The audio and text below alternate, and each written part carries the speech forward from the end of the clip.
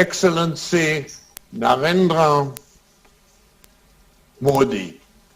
Prime Minister, let me start by congratulating you and the people of India for celebrating 75 years of independence. I also want to express my admiration for your strong leadership on handling the pandemic. India has continued to expand its profile as a major global power, also by providing vaccines and other medical supplies to so many countries. So there's no doubt that India will play a critical role in leading the exit from the pandemic and in driving global economic recovery and post-pandemic growth.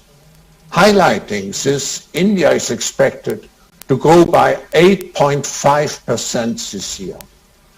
India has also been at the forefront of driving global action on climate change and green transition by leading global movements such as the International Solar Alliance, your landmark Panchamrit Pledge at COP26, and through national initiatives such as the National Hydrogen Mission. For over 40 years, Mr. Prime Minister, I have always been a strong believer in India, and even more so in its fourth industrial revolution. With its young population, technical prowess, and a knack for innovation, India has the potential to shape the global agenda, particularly by assuming the G20 chairmanship next year.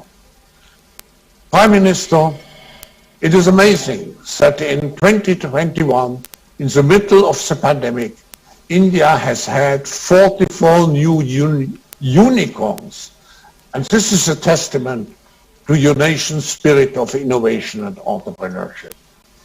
I now welcome His Excellency Narendra Modi for the State of the World Address at the World Economic Forum's Davos agenda. Prime Minister, the floor is yours. Thank you swab, thank you. नमस्कार।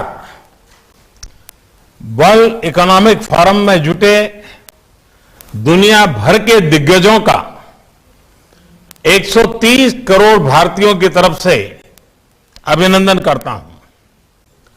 आज जब मैं आपसे बात कर रहा हूं तो भारत कोरोना की एक और वेव से सावधानी और सतर्कता के साथ मुकाबला कर रहा है।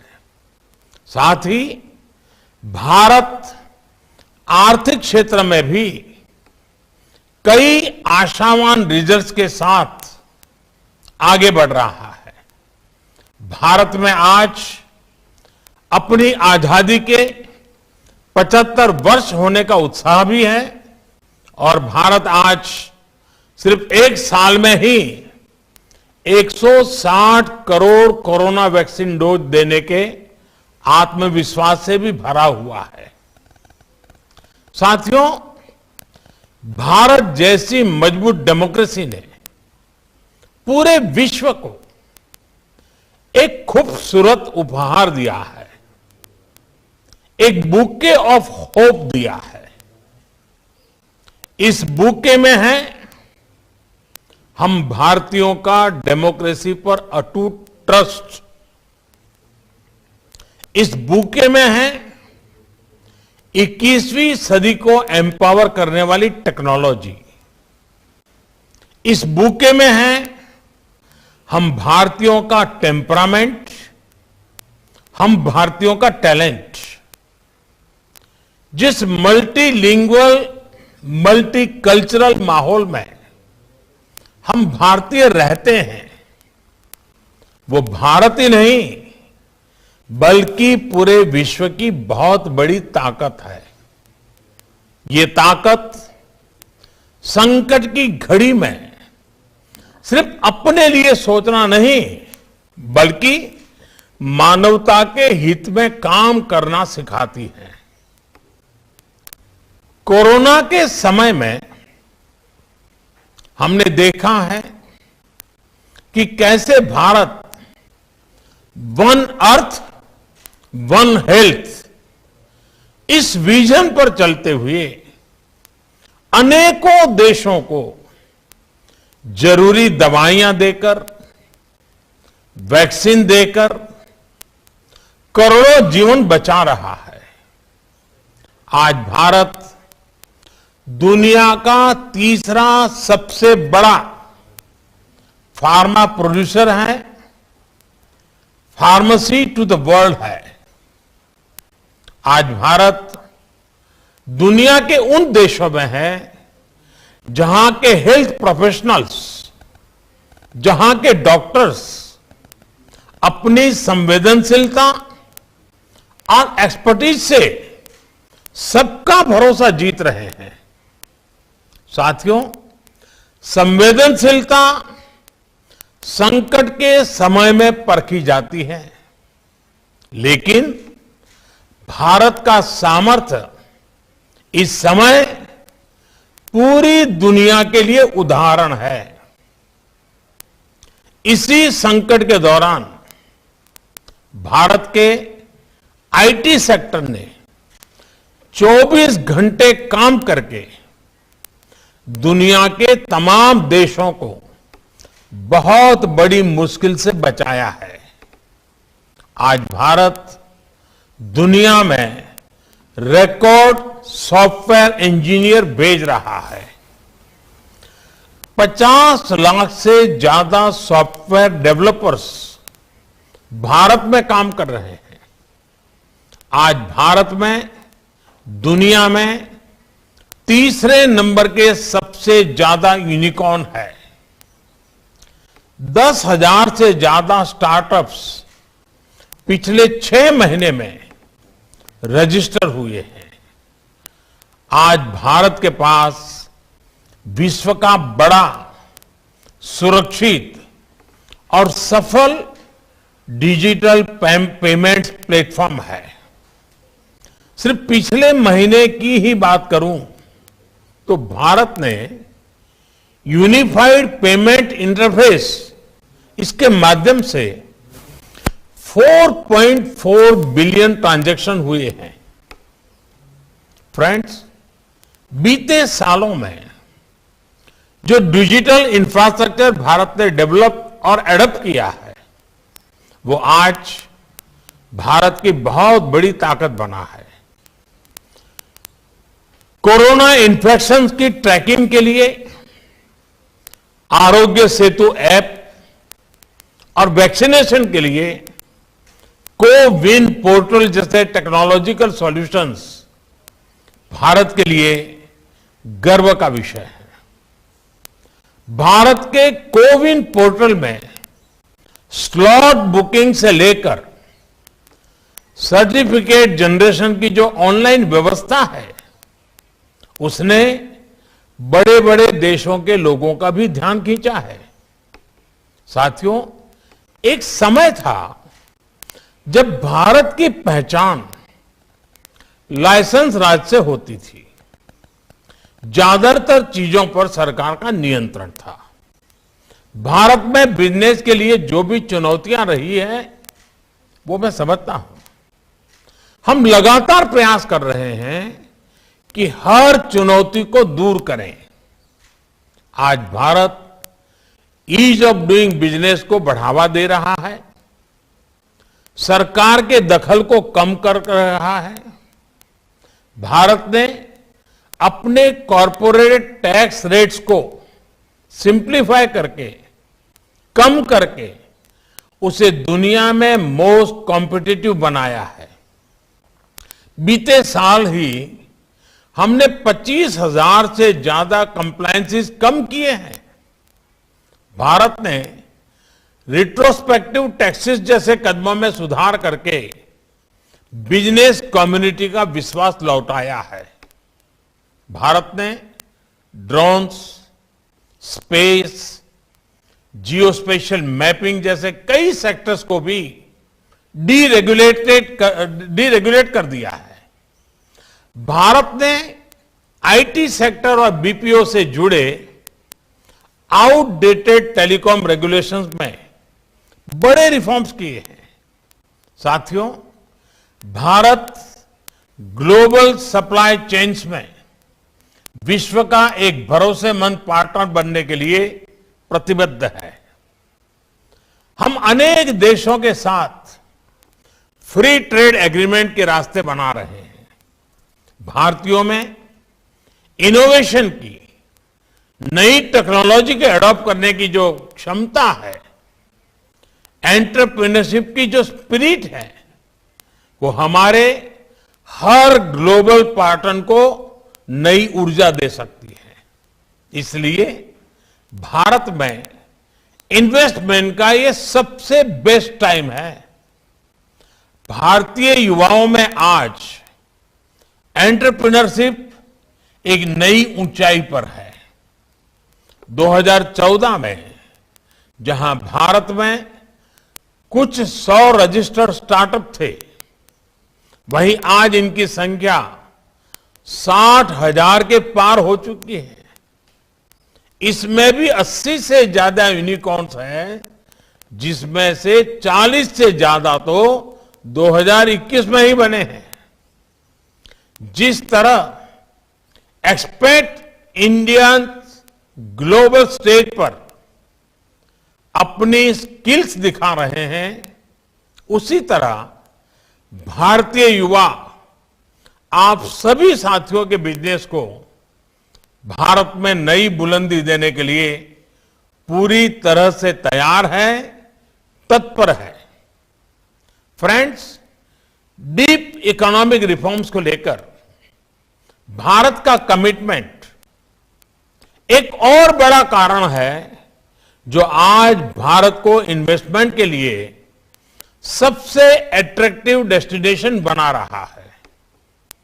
कोरोना काल में जब दुनिया क्वांटिटेटिव ईजिंग प्रोग्राम जैसे इंटरवेंशन पर फोकस कर रही थी, तब भारत ने रिफॉर्म का रास्ता सशक्त किया। डिजिटल और फिजिकल इंफ्रास्ट्रक्चर को आधुनिक बनाने के सबसे बड़े प्रोजेक्ट्स को कोरोना काल में ही अभूतपूर्व गति दी गई। देश के 6 लाख से ज्यादा गांवों को ऑप्टिकल फाइबर से कनेक्ट किया जा रहा है। विशेष रूप से कनेक्टिविटी से जुड़े इंफ्रास्ट्रक्चर पर $1.3 ट्रिलियन का इन्वेस्टमेंट किया जा रहा है। एसेट मोनेटाइजेशन जैसे इनोवेटिव फाइनेंसिंग टूल्स में $80 बिलियन जनरेट करने का लक्ष्य रखा गया है। डेवलपमेंट के लिए हर स्टेक होल्डर को एक ही प्लेटफॉर्म पर लाने के लिए भारत ने गति शक्ति नेशनल मास्टर प्लान भी शुरू किया है। हम नेशनल मास्टर प्लान के तहत इंटीग्रेटेड तरीके से इंफ्रास्ट्रक्चर की प्लानिंग, डेवलपमेंट और इंप्लीमेंटेशन पर काम होगा। इससे गुड्स, पीपल और सर्विसेज की सीमलेस कनेक्टिविटी और मूवमेंट में एक नई गति आएगी। फ्रेंड्स, आत्मनिर्भरता के रास्ते पर चलते हुए भारत का फोकस सिर्फ प्रोसेस को आसान करने पर ही नहीं है, बल्कि इन्वेस्टमेंट और प्रोडक्शन को इंसेंटिवाइज करने पर भी है। इसी अप्रोच के साथ आज 14 सेक्टर्स में $26 बिलियन की प्रोडक्शन लिंक इंसेंटिव स्कीम्स लागू की गई है। Fab, chip and display industry के निर्माण के लिए $10 बिलियन का इंसेंटिव प्लान इस बात का प्रमाण है कि ग्लोबल सप्लाई चेन को स्मूथ बनाने के लिए हम कितने प्रतिबद्ध हैं। हम make in India, make for the world इस भावना से आगे बढ़ रहे हैं। टेलीकॉम, इंश्योरेंस, डिफेंस, एरोस्पेस के साथ साथ अब सेमीकंडक्टर्स के क्षेत्र में भी भारत में असीम संभावनाएं हैं। फ्रेंड्स, आज भारत वर्तमान के साथ ही अगले 25 वर्षों के लक्ष्य को लेकर नीतियां बना रहा है, निर्णय ले रहा है। इस कालखंड में भारत ने हाई ग्रोथ के वेलफेयर और वेलनेस की सैचुरेशन के लक्ष्य रखा है। ग्रोथ का यह कालखंड ग्रीन भी होगा, क्लीन भी होगा, सस्टेनेबल भी होगा, रिलायबल भी होगा। ग्लोबल गुड के लिए बड़े कमिटमेंट्स करने और उन पर खरा उतरने की परंपरा को जारी रखते हुए हमने 2070 तक नेट जीरो का टारगेट भी रखा है। दुनिया की 70% आबादी वाला भारत भले ही ग्लोबल कार्बन एमिशन में 5%, ओनली 5% कंट्रीब्यूट करता हो, लेकिन क्लाइमेट चेंज से निपटने के लिए हमारी प्रतिबद्धता 100% है। इंटरनेशनल सोलर अलायंस और coalition for disaster resilient infrastructure for climate application adaptation जैसे इनिशिएटिव इसका प्रमाण है।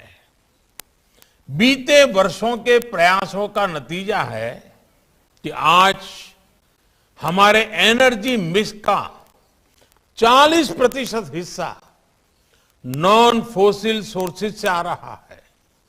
भारत ने पेरिस में जो ऐलान किया था वो हम टारगेट से 9 साल पहले ही प्राप्त कर चुके हैं।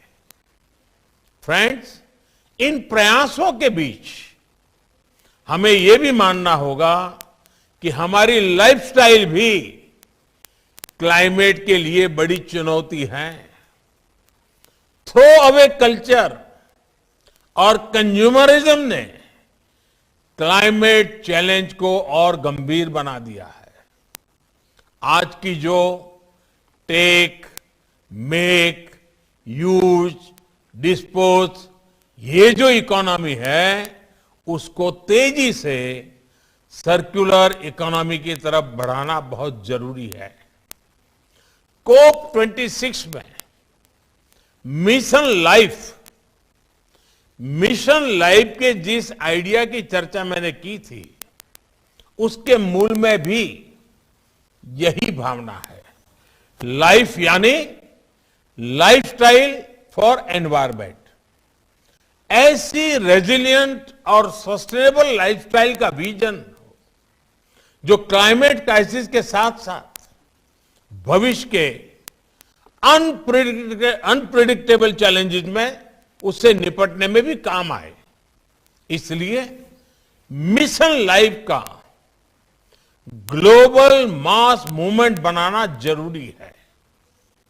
लाइफ जैसे जनभागीदारी के अभियान को हम P3, और जब मैं P3 कहता हूं प्रो प्लेनेट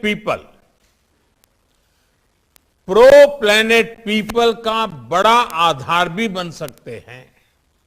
फ्रेंड्स, आज 2022 की शुरुआत में जब हम दावोस में ये मंथन कर रहे हैं तब कुछ और चुनौतियों के प्रति सचेत करना भी भारत अपना दायित्व समझता है। आज ग्लोबल ऑर्डर में बदलाव के साथ ही एक वैश्विक परिवार के तौर पर हम जिन चुनौतियों का सामना करते रहे हैं वो भी बढ़ रही हैं। इनसे मुकाबला करने के लिए हर देश, हर वैश्विक एजेंसी द्वारा कलेक्टिव और सिंक्रोनाइज एक्शन की जरूरत है। ये सप्लाई चेन के डिसरप्शन, इन्फ्लेशन और क्लाइमेट चेंज इन्हीं के उदाहरण है। एक और उदाहरण है क्रिप्टो करेंसी का। जिस तरह की टेक्नोलॉजी इससे जुड़ी है, उसमें किसी एक देश द्वारा लिए गए फैसले इसकी चुनौतियों से निपटने में अपर्याप्त होंगे। हमें एक समान सोच रखनी होगी। लेकिन आज वैश्विक परिदृश्य को देखते हुए सवाल ये भी है कि मल्टीलेटरल ऑर्गेनाइजेशंस नए वर्ल्ड ऑर्डर और नई चुनौतियों के निपटने के लिए तैयार है क्या? वो सामर्थ्य बचा है क्या? जब ये संस्थाएं बनी थी तो स्थितियां कुछ और थी। आज परिस्थितियां कुछ और है। इसलिए हर लोकतांत्रिक देश का यह दायित्व है कि इन संस्थाओं में रिफॉर्म्स पर बल दे, ताकि इन्हें वर्तमान और भविष्य की चुनौतियों से निपटने में सक्षम बनाया जा सके। मुझे विश्वास है दावोस में हो रही चर्चाओं में इस दिशा में भी सकारात्मक संवाद होगा। फ्रेंड्स, नई चुनौतियों के बीच आज दुनिया को नए रास्तों की जरूरत है, नए संकल्पों की जरूरत है। आज दुनिया के हर देश को एक दूसरे से सहयोग की पहले से कहीं अधिक जरूरत है। यही बेहतर भविष्य का रास्ता है। मुझे विश्वास है कि डावोस में हो रही ये चर्चा इस भावना को विस्तार देगी। फिर से एक बार वर्चुअली भी आपसे मिलने का मौका मिला। आप सबका बहुत बहुत धन्यवाद।